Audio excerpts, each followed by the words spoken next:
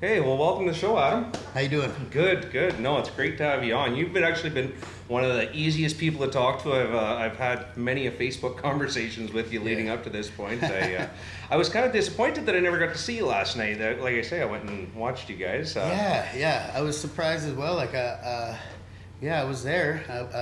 I don't know. We must have missed each other. Yeah. Well, I only hung out until it was a little after 1, and then I got on. It was about 12:30.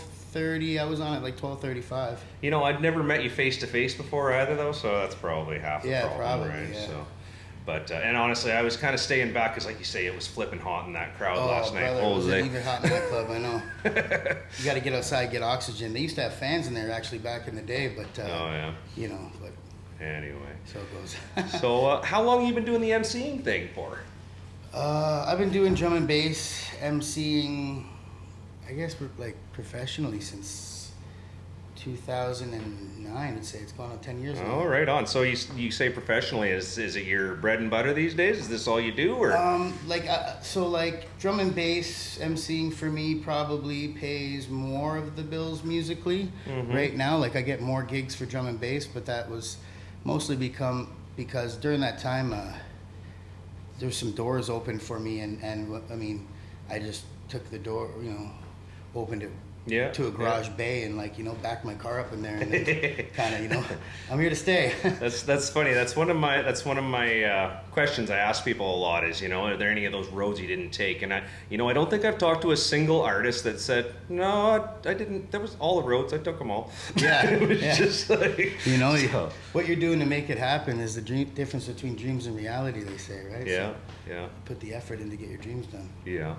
Do you experiment with much outside of D&B? Like, are you into hip hop and everything else, or where did it all? Yeah, actually, man. Okay, to really get back to where it all started, you have to take way back to like grade school, like writing poetry. And stuff. Really? Yeah. I was a poet too when I was younger. A little bit. Yeah, just right? Yeah, a little bit. Yeah, to be honest, I haven't written poetry in years. It's just been all bars and. Now, but that is poetry though, really. Oh yeah, even like my first love was rap music, right? And if you know the breakdown of rap just stands for rhythm and poetry, right? Yeah. So you get a good beat and you put your your heart and soul over top of it with your poetry, man. That's what makes good rap music, or hip hop as I like to call it, right? Mm-hmm. It just really started evolution from when I was in grade 7. I got a poem published in a book my teacher submitted. It was a Remembrance Day poem. That was one of the first ones that I got put out too, believe it or not. That's funny. It was published in a book, and I was like, oh, okay, maybe I can actually write, and I started, when I was 13, hip hop music was all the rage. It was big, and I fell in love with hip hop, and it was just somewhere where I could get things out on paper and just express myself, and it's just been an outlet ever since. And then it slowly adopted into drum and bass, and then every avenue of music now. So, like, as far as drum and bass goes, if you're to give it the prodigy of your love for it, where did it all start? Where did it come from? And man, I had a cousin that he was a couple years older than me, and he was like the coolest guy in town. Like, you know what I mean? Like he sold weed to like everybody's parents and their kids. Like, you know what I mean? He was just like the cool kid, right? Yeah. So he loved drum and bass. I remember just listening to it all the time. He'd always be playing D&B, and I'm like, yo, this stuff, like, what is it? You know what I mean? And then like I heard MCs on it. I'm like, well, people rhyme on this stuff. Yeah. I think it was like maybe like it was probably like maybe Skibbity or like Stevie Hyper or something like that. I remember listening to all those old tunes like Mach 1 rave, here in Toronto, like 98, Ken Stevie Hyper D, still one of the best all-time sets ever, man. I still play it to this day. Oh, it's wicked. Yeah, so like I was probably about 14, 15, man, when I first started listening to drum and bass. I just fell in love with it. And then, me just being just the musician I am, I'm always trying to smash genres and walls. Like, okay, like how can we make this and this work, or how can we take this from this and do this? Like, people have been trying to do it, and a lot of it's been done, but maybe I could do something never been done before. Maybe I could do it better. Just reinventing the chair, so to speak. So you're not just stuck with D&B. Like you're looking at, as you say, break down walls. I love hearing that. That's yeah. Actually, I got 3 EPs I've been working on this year. I'm doing a grime one. I'm doing hip hop and drum and bass. probably about 8 songs each. I was gonna do 7, but like a couple more came about, and honestly, I've been writing a lot more. I had some songs I wanted to put down for these albums, and to be honest with you, since I started working on them, I got like this like flow of writing energy, and I love it when you get mused. Oh man, it's just like I have no idea where it came from, but I just decided to ride with it, so I just kept writing and writing. Yeah. I wrote like 5 of the new grime tunes on the EP in like 2 days. Oh really? I was just like, wow, I was just in that mode, just writing bars. So I'll get the bars done, and then I'll go back and I'm like, okay, like I'll feel the hook, right? What does this beat make me feel like? The instrumentals and stuff. And I'm working with some great producers right now too. I was gonna say, are you pretty deeply involved on the production end of things then? Like, are you say the kind of musician that I am? So are you a musician as well? Like, yeah, I can play music. I can read and write music. Mm-hmm. I play a few different instruments. I'm a percussionist. I got my first drum kit when I was 7. Oh, okay. So it was my first thing I fell in love with. I've been playing that pretty steady all my life. Even like I played in a pipes and drums band. I played snare, drum, swing tenor. I tried to play bagpipes. I just didn't have the wind for it. Okay. I could play any brass instrument because the fingering's all the same, just a different embouchure.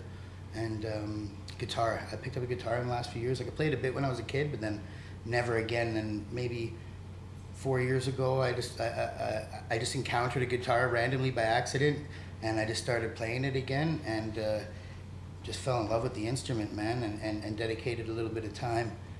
And then, of course, me being, the creative person I am, I just love to create music, man, and I just started making my own sounds, coming up with riffs, and of course I got to put words to it, right? Mm-hmm. So I did that, and I've got a few different kind of songs that I've never really wrote before, but I show them to a few people, like people I really trust, because I feel vulnerable when I sing, man. Like absolutely. It's not like something I've ever done. Like I could rap my ass off, I'm so confident with my raps or MCing. I just, I can put on that confidence mask and like, make, but when it's singing, it's like, oh, I get nervous and butterflies in my stomach, and I'm like, I don't know if I could do this, like even just with people I'm comfortable with, Yeah. But I've decided to show a few people, and the people I show them, I value their opinions, and they seem to think it's really good. So I showed it to the label I'm working with, and they're like, we've never recorded music like this, but we like it. Oh, really? They're like, let's try it. Let's record it with us and see what we can do with it. And I was like, okay, I'm down for that. Let's see what we can do. At least there's potential for something. It's new for me. Yeah, it's new for me. I understand songs. I understand like what it takes to make a song, the structure of the song. Real good song will make you feel something. You know what I mean? So that's the type of music I'm trying to make these days. It's something that'll make you feel like I don't want to make music forever. I want to make forever music.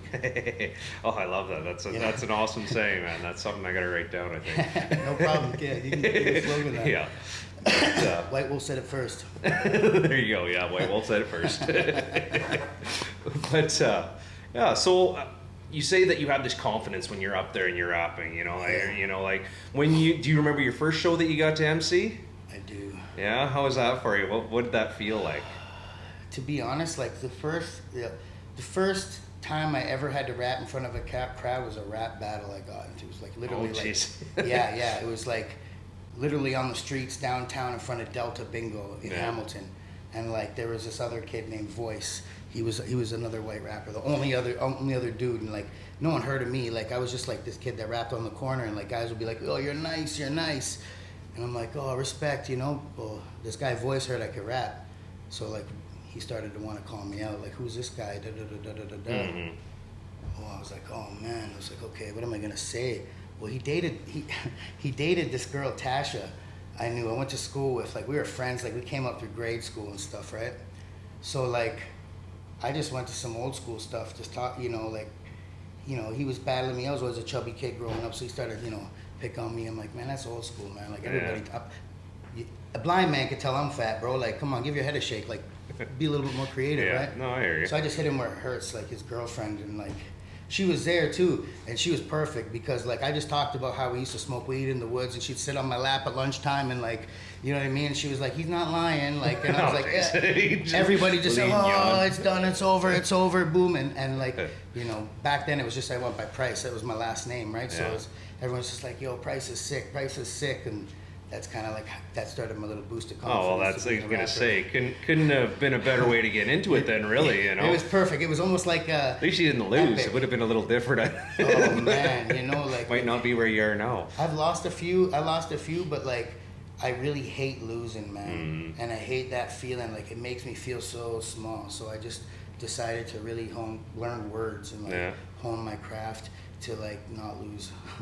So what kind of time do you still spend the same sort of time dedicated to preparing for, say, like a rap battle or something like that? Like, I seen a couple of videos that like Z had up there and A2, and I honestly, I don't recall seeing ones of yourself that were preparing for like some of the ones that are local, some of the rap battles that go on, right? So, like, I did a lot of rap battling when I was young. And then, like, I just decided, like, okay, so, like, a good friend of mine I met way back, his name's Sonny Clay. He was a artist signed by Universal Records. And he told me, like, he's like, you want to go rap for free? You're freestyling and all this? He's like, what do you want for free, man? He's like, what do you want out of this? You know, he's like, you want to do this for free? Or, like, he's like, because sitting on the corner rapping, freestyling, he's like, that's all you're going to get. You're rapping for free, man. He's like, take your songs, structure them. Like, he helped, like, teach me, like, what it was to, like, build a song and, like, give it some meaning and catchy hooks and taking phrases and stuff that, like, people are already, like, are familiar with, you know what I mean? And put those into a song just to make it something that's catchy, something that people will listen to, like, oh, that caught my ear, what is that? What is he saying, you know?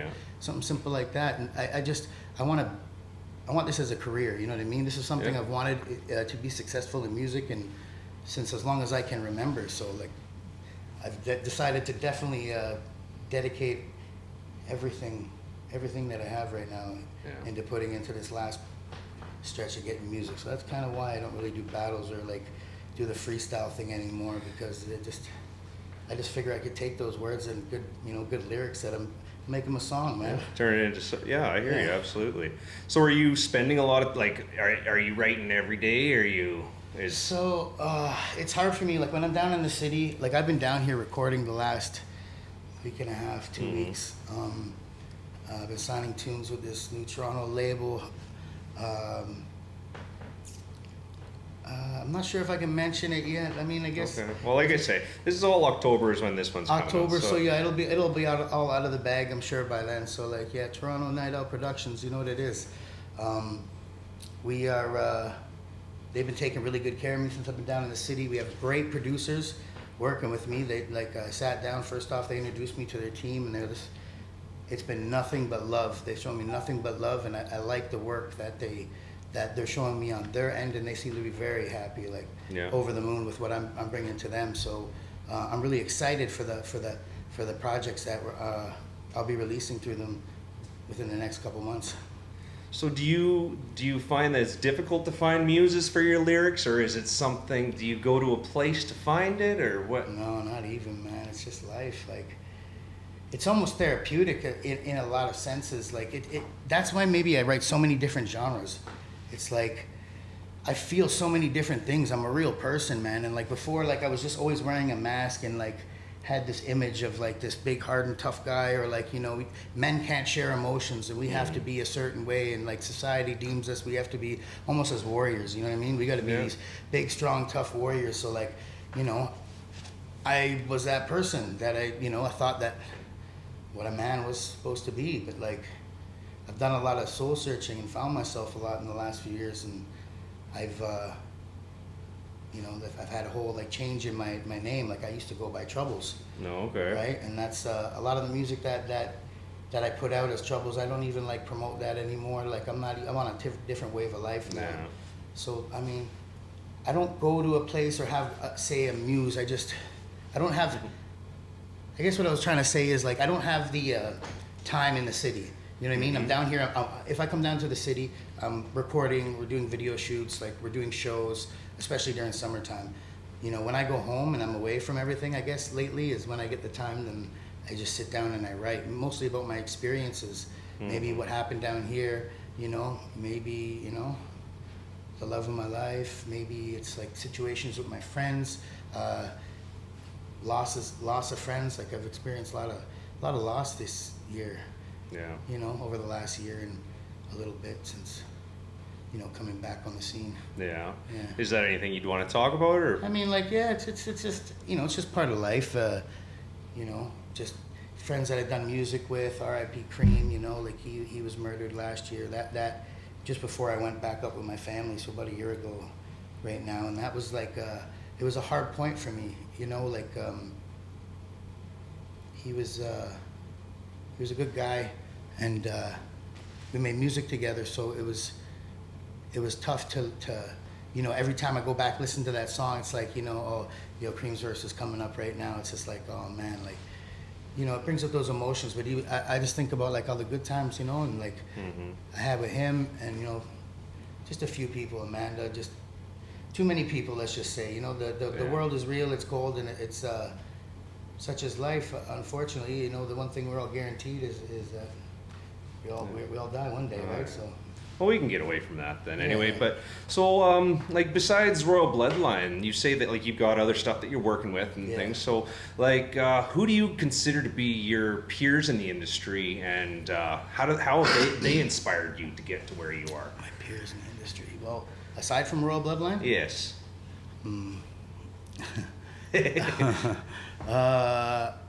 Well, definitely like. Or you can talk about them too. Any artist that's like, you know, if you're on the scene, like I consider you my peer for sure. You're getting bookings, like you know, like people are feeling your music, then like you're an artist, man. Like I guess you even got one person feeling your music, man. It could be your grandma, like, you know, so she's feeling it, man. Like, you know, grandma always loves it though. Well, so do you feel it's more of a competitive thing, or is it more of a collaborative thing? Yeah, for me, like, it used to be a competitive thing.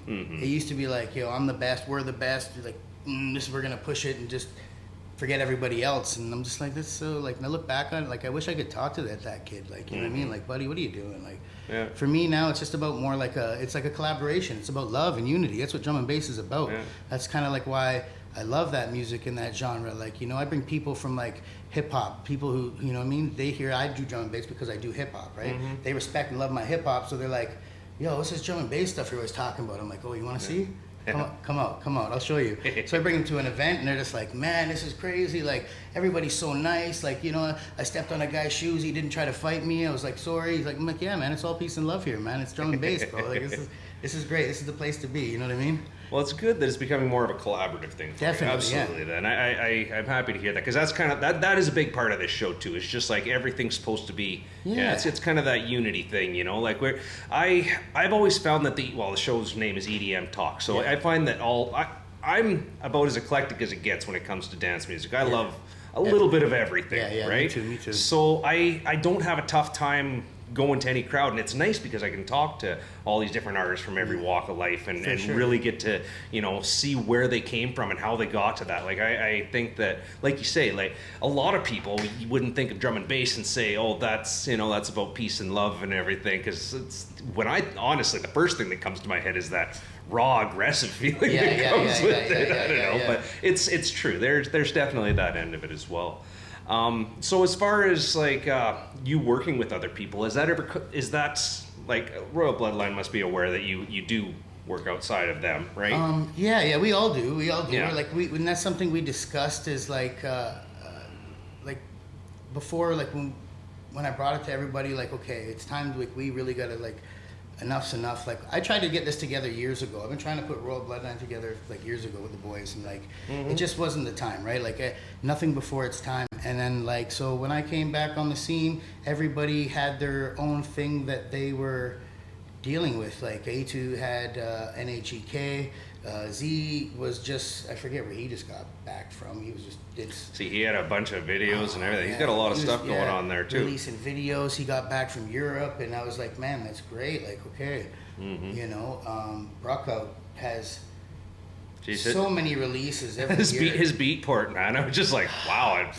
I think I'm gonna have to go spend about $100 some bucks to go buy his library. He literally, man, like he never pushes himself, and he's so humble. Yeah. he's so humble for such an amazing producer and such a talented guy, man. I'm like, having, pushing yourself isn't being cocky, Brocco. Like, it's like, he's like, it's all right, man. He's just like, Jerry, you'll see. Jerry's like, all right, man. Like, don't worry. He's like, that's what I got you guys for. You guys do the talking. I just make the beats, Well, hopefully I can get him to talk a little bit anyway. Oh, yeah. Jerry will talk, man. You'll love him. That's good.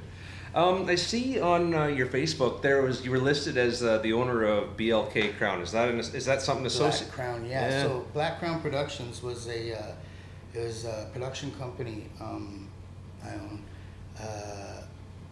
When did we start that? 2011, I think we did. Mm-hmm. And we started throwing parties, and we threw a couple of parties. We threw a big Canada Day party. We brought Logan D, Magistrate, Funsta, Harry Shata, and Logan D. No, Herbsy. We brought Herbsy too, yeah. Mm-hmm. And, it was a good event. I'll never throw another big Canada Day rave like that again, just because, in the city, Canada Day, people tend to go to the cottage. And everybody usually wants to be around a bonfire drinking beer in Canada anyway. I don't know. One thing I've noticed, you know what I mean? So I'm like, okay, learn my lesson. Maybe I won't throw it on Canada Day, maybe the day before or something, or the weekend before even. But we threw some parties, and then when I ran into my personal legal issues, I had to take a break from the company and everything else, unfortunately. But but that's over with. Oh, we all have rough years, trust me, man. I was fortunate. I was whatever. I'm not going to get into it. I'm not going to get into it. I'm trying to make this thing successful. I'm just going to stop talking. It's real. Yeah. Yeah. So I don't know. I think that we pretty much covered anything that I really wanted to get into it. Besides, I guess there's one more thing. So you were talking about some of the new stuff that you've been working on, and so is there, do you know if any of them are going to be released or are? Yeah. So everything, all the grime tunes that I've given to the label. So basically, I'm just going to release the EP with them, I think. Mm-hmm. I'm not they definitely want the crack at it, at first crack at everything I have right now. They've expressed that, and they've taken good care of me since I've been here and whatnot. Yeah. So I said I'll give them the first crack at it. They love everything I show them. They're like, yeah, we want it. We want it. I'm like, okay, is there one that you don't like, or it's that's almost unheard of. It's really. It's got to come, right? You know what I mean? They're just like, no, we're over the moon, man. You've exceeded everything we could even hope. And my manager, who actually set up the introduction with them, she was like, I told you, right? And they're like, no, you came through. You came through. So everybody seems really happy, and it's almost kind of it's weird to have people talk about you so greatly. It's just I'm just. Well, high praise is usually well deserved, though. You don't get that for no reason, right? So that's true, but I don't know. It's just awkward for me. Humble. I'm such a humble guy now, man. Good. I'm just like, thank you so much. I really appreciate it, and I'm just, it's okay. I'm just I don't even know how to take it. Well, we started getting into it a little bit before we got the show going. So is there anything, like I say, your episode will probably be coming out in October. Anything you want to promote or anything you want to? Man, okay. What do I got coming in October? I know October. Is it a Halloween party? I do have a Halloween party, yeah, in Montreal. I'm not sure the venue though right now. It's Ray Keith. Look for Ray Keith in Montreal. Scott F's is the one who set all that up. Yeah. So that's exciting. Coming out after that, I think the albums will probably be released before that. So I think it's okay to say Night Owl Productions. Big up Night Owl Productions, of course. Black Crown family, Royal Bloodline each and every time. Big up yourself. Yeah. Thank you for having me out here, man. Absolutely. No, it's been nothing but a pleasure, Adam. I'm grateful for the opportunity and love what you're doing, man. Definitely. Thank you. I appreciate it. And I've had nothing but a joy talking to you. And it's been nothing but you've made it easier getting everything done, seeing as a lot of our communication's been through Facebook Messenger, crying all out. But, I know, right? It's definitely been nice having you on my side. So anyway, everything's going to be on twistedwaxrecords.com, or you can find it on Special Chaos's Facebook page, or any of the stuff that I'm going to have listed for Royal Bloodline I'm going to be putting up a profile on the guest profile page. All right, thanks so much. See you next time.